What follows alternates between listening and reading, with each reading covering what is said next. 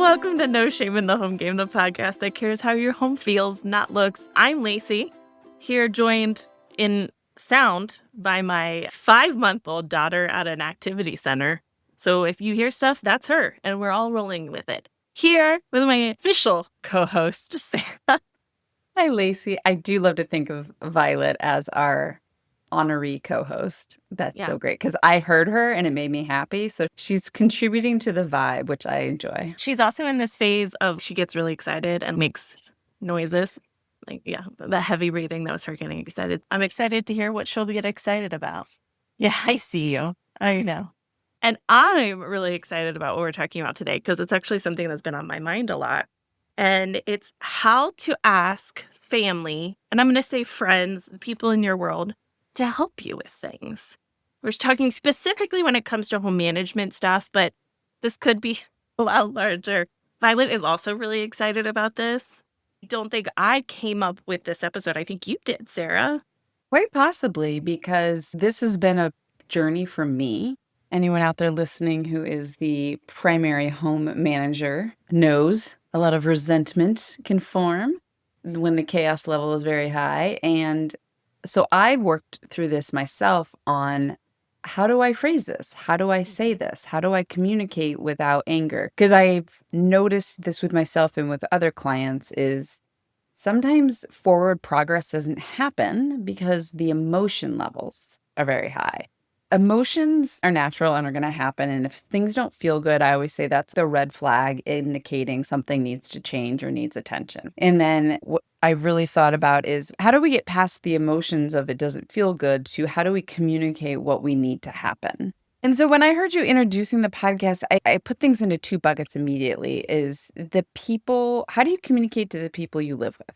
Whether or not those are people you're blood related to, or married to, or legally contractual bounded to, or if you have roommates of some kind.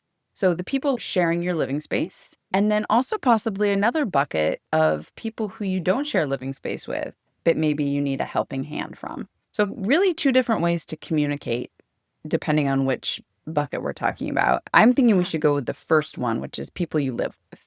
I think that's great. I also, to make sure we address, because this is something that's been a little bit, people who come into your home who maybe aren't related to you. I'm very specifically thinking about my son's friends because they come into my home and then they do things and I'm like, that's not cool. So like, that's another whole thing too. Right now, I'm already subheading all of this. We're going to have to have another episode. Mm-hmm. So this first episode, I say, let's talk about how do you communicate to the people you live with about things that need to get done for home management. Ooh. So because your son's friends are guests in your home. Mm-hmm. So how do you communicate in that domain? And then I think the third one that we're going to do is how do you communicate in times of need? When you can't do the day-to-day management and it's beyond what your family can do, how do you communicate to that next rung?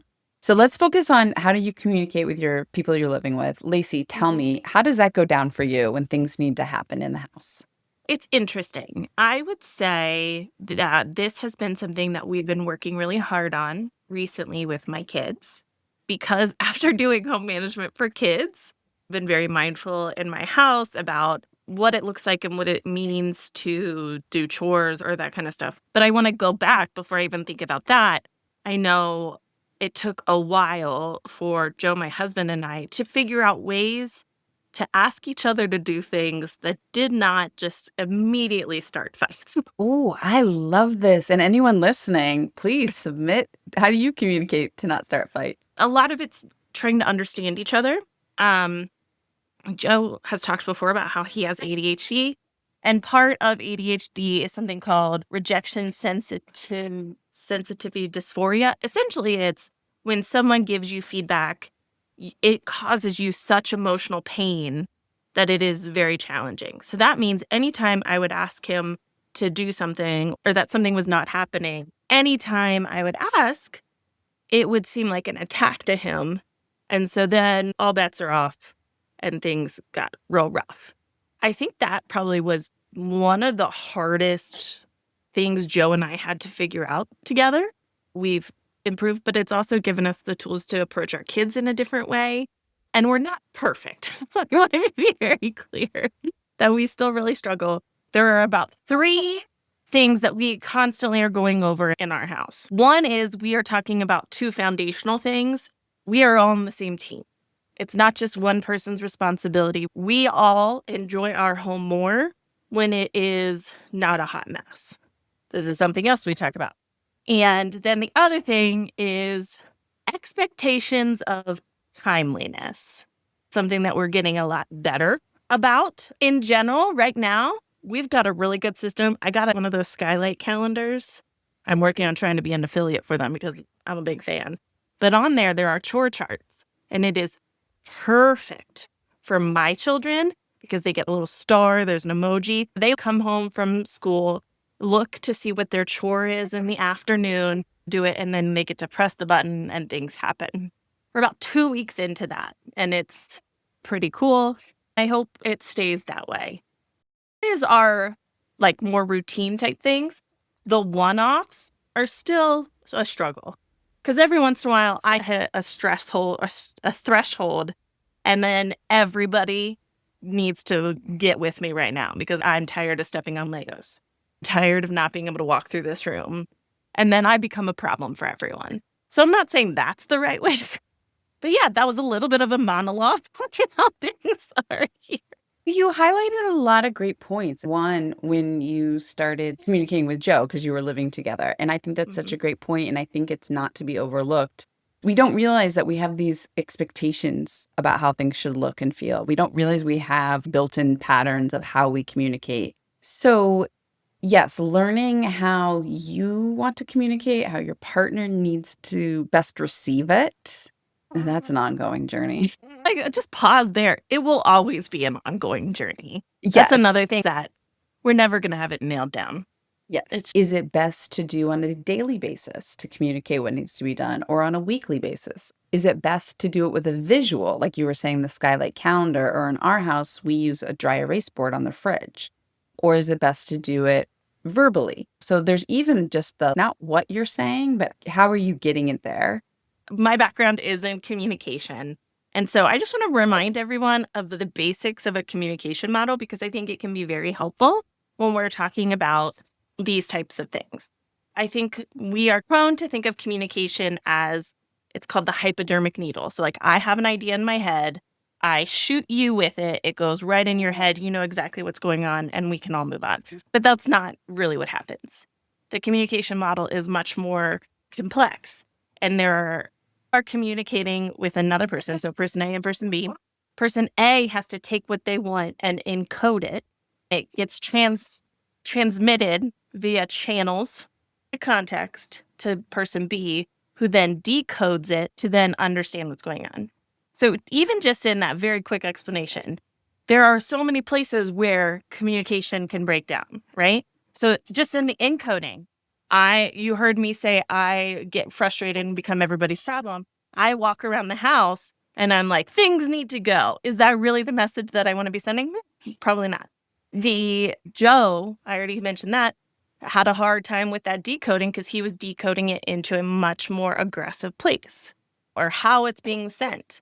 So there are just so many different factors in how we communicate one simple thing that I really want everyone to give themselves a little bit more grace when it comes to communication, because not that needle, you're not just injecting it into someone. There's so many different factors happening. Very exciting news. You can now sponsor Joy. You can put more joy out into the world. Go to joyfulsupportmovement.com, scroll down to the bottom, and hit the support button. There, you can sponsor Joy financially, and added bonus, you can put a joy ripple out into the world by either giving a shout out for yourself, thank yourself for all the hard work you did today with laundry, give a shout out to a neighbor who picked up a package so it didn't get wet. You get to put that joy ripple out there, and we will do the shout out on the podcast, and you will be supporting joy in the world. Thank you so much for your support. Are you tired of scrambling to track your baby's daily routines? Meet Cubtail, the smart parenting assistant that revolutionizes how you monitor your little one's needs. With Cubtail's innovative tracking buttons and easy-to-use app, You can effortlessly log feedings, diaper changes, and sleep patterns with just one click. No more fumbling with your phone at 3 a.m. Join thousands of parents who've discovered the peace of mind that comes with Cubtail. Visit www.cubtail.com/LaceyShares and use our link to start your parenting journey with less stress and more joy. Cubtail, making parenting simpler, one click at a time. And this all goes back to why I love the work we're doing. It's so easy to overlook and be like, this doesn't matter, but it does, because that influences how you're feeling when you're in your home and you're carrying those feelings. It goes back to the classic example with home management for kids when I say the word clean your room. When you were saying the encoding and decoding, I'm like, yeah, clean means something different to everybody. Is that picking up? Is that organizing? Is that vacuum? Is that dusting? So yes, it's so important to really think about how you're communicating it and how the person is receiving it. I've definitely learned to be way more specific with instructions. And we talk about that in home management for everyone, about breaking it down. If you tell somebody to do the dishes, what are you really telling them? Are you saying, put the dishes in the sink into the dishwasher? Are you telling somebody to hand wash a pan that's sitting on the stove? On one level, we're talking about just, are you being clear about what needs to be done? But on another level, why are we doing this for the home? I like to be really thoughtful about what words I'm using when tasks need to be done. If I have to use my voice instead of writing it down, it's not, I need you to do the dishes. I really work on removing the I from it.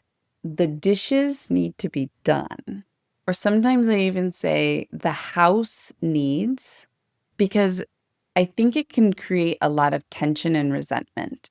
If I keep saying I need and then it doesn't get done, it feels like an attack against me. Yeah, absolutely. You mentioned in the beginning, when you are the primary person doing things in your household, it can be very frustrating to feel like you're constantly communicating things. So I think be gentle with yourself is a good first place to start, even though where we're asking people to start to think about things is starting from a place of bare bones, you know what I mean? That kind of stuff, really breaking it down. Doing that foundational work now creates the scaffolding for it to be easier later.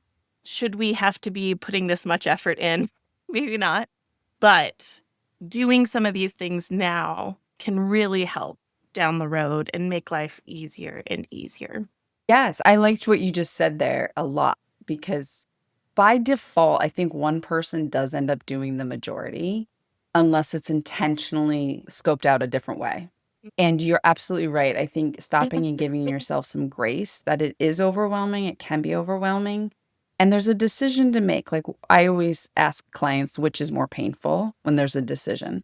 Which is more painful? Just doing it all yourself and continuing to do it all yourself and not asking? Or is it more painful to learn how to communicate with those that you live with to get things done? And like you said, the whole point is that as you integrate some of these tools, it does get easier and easier.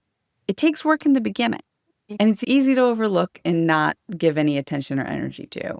But which is more painful? Just continue doing it all yourself and walking around secretly pissed off that you're doing it all, or developing the language and tools to communicate? First is being thoughtful about everything that needs to be done. And then being thoughtful about, do I want to take time and energy to learn how to communicate this, or do I want to just do it all myself? Which is more painful? And there's no right or wrong answer. Yeah. And then having the common goal with those that you're living with. I'm even thinking about people sharing an apartment during college. It's, hey, talk with your roommates. Is your shared vision that you can go into the kitchen and it's not going to smell disgusting because you want to be able to make your food? Or is it that you want to have it nice enough that your parents can come and not freak out that you're living in a landfill? So even just having that common goal, I think is really important before you even get down to the nuts and bolts. And then, like I said, I really enjoy using the words, this needs to be done, not I need you to do this.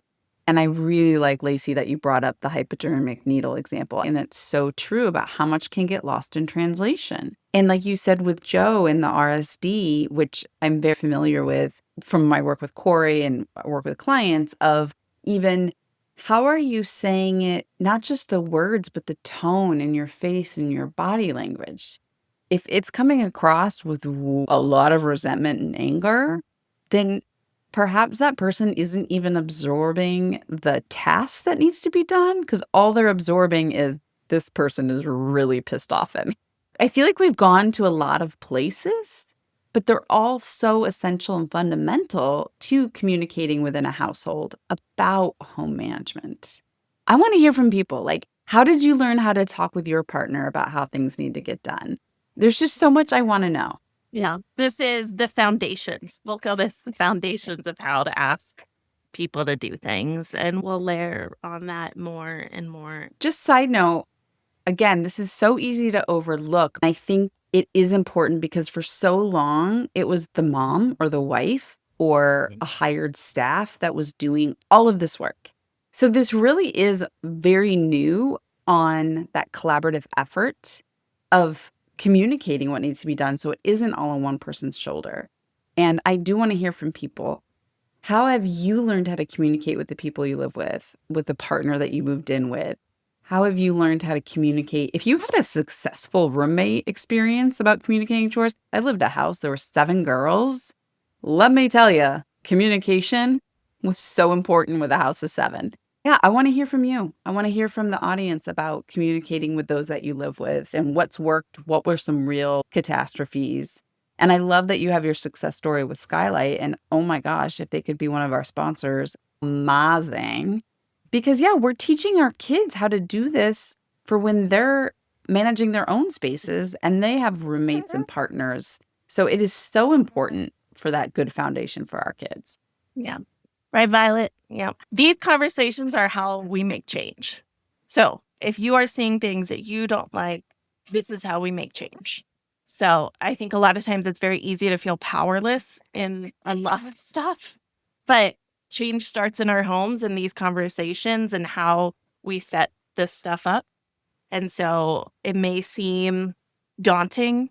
It may seem overwhelming, may seem insignificant, but not. There's the 3 steps. So your story, your joy, and your step. And yeah, this is a step you can take if your story is filled with frustration around your home. This is the step you can take. All right. Sarah, what are you grateful for today? I'm going to bring it right back to caterpillars and monarchs. This has been an amazing year for monarch caterpillars in our yard. And I am so thankful for all the ones out munching on my milkweed right now. And I saw a monarch hatch yesterday. And yeah, that's just bringing me a lot of joy because it's really cool. Lacey. Oh, and I'm also very happy because I just got a very zoomed in face Violet, which made me smile. Lacey, Yeah, she's a gal who loves a change in scenery. She's my child. So that's why she's like, I'm done in here, woman. We need to go to a different room. I am thankful for being able to go for walks. I know not everybody knows my story, but with my ME/CFS, exercise actually is not recommended because of a lot of different factors.